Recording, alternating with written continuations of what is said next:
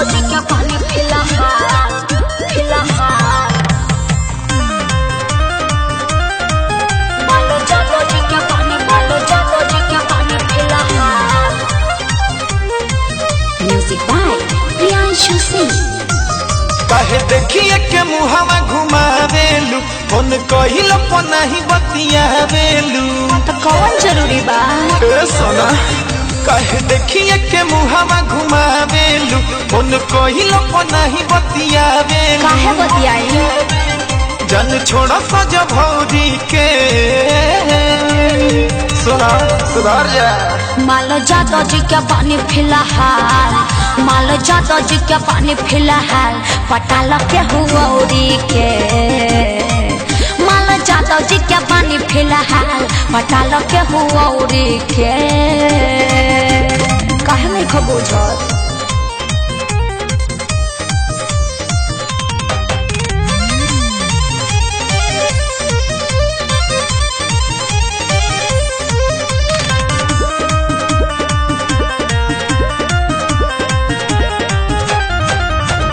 दिन से फेरा में लागल बानी सोना तोहरे खातिर हम पागल बानी हर रात हम सुतब नहीं। चुप रहा छोड़ पीछा हमार देख दोसर दुआर बड़ी हखी हवा हमरो काट दी तोहरा के दूर दिलु खूटा चरो अब छुटा कमना बाट सौरी के हमरो जरूरी नहीं है मालो जादो जी के पानी फिलहाल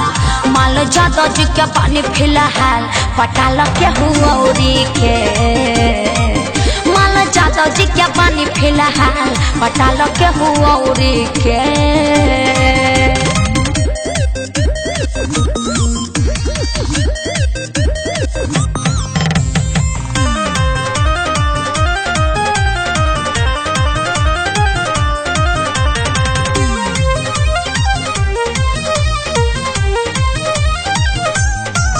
कमी सूरज दीपक में कपैलू हो तेरी हंसुआ गौतम के भैलू हो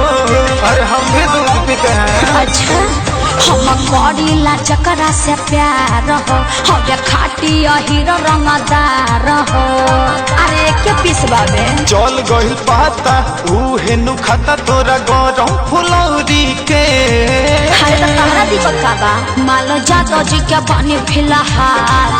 मालो जादो जी के पानी फिलहाल पटाल के हुआरी के मालो जादो जी के पानी फिलहाल पटाल के हुआरी के कहे देखिए के मुहावा घुमावेलू फोन कहिलो नहीं बतियावेलू काहे बतियाई जन छोड़ा सज भौरी के सुधार जा